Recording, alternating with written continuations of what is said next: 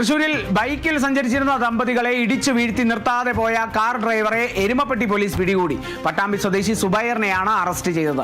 കഴിഞ്ഞ 23-ാം തീയതി കേച്ചേരി അക്കിക്കാവ് ബൈപ്പാസ് റോഡിൽ വെച്ചായിരുന്നു സംഭവം. ചൊവ്വന്നൂർ വെള്ളിത്തുരുത്തി സ്വദേശികളായ മുകുന്ദൻ സുജാത ദമ്പതികൾ സഞ്ചരിച്ചിരുന്ന ബൈക്കിൽ സുബൈർ ഓടിച്ചിരുന്ന കാർ ഇടിക്കുകയായിരുന്നു.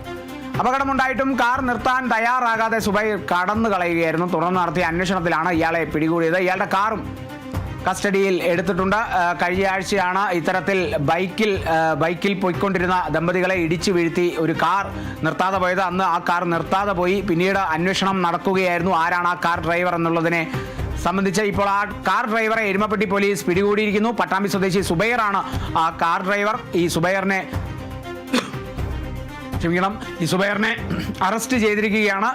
കഴിഞ്ഞ 23-ാം തീയതിയാണ് ഇത്തരത്തിലൊരു സംഭവം ഉണ്ടായത്. കേച്ചേരി അക്കിക്കാവ് ബൈപ്പാസ് റോഡിൽ വെച്ചായിരുന്നു സംഭവം. മുകുന്ദൻ സുജാത ദമ്പതികൾ സഞ്ചരിച്ചിരുന്ന ബൈക്കിലേക്ക് സുബൈർ ഓടിച്ചിരുന്ന കാർ ഇടിക്കുകയായിരുന്നു. അപകടമുണ്ടായിട്ടും കാർ നിർത്താതെ സുബൈർ പോയി എന്നുള്ളതാണ്. പിന്നീട് നടത്തിയ അന്വേഷണത്തിലാണ് ഇയാളെ പിടികൂടിയത്. ഇയാളുടെ കാറും കസ്റ്റഡിയിൽ എടുത്തിട്ടുണ്ട്.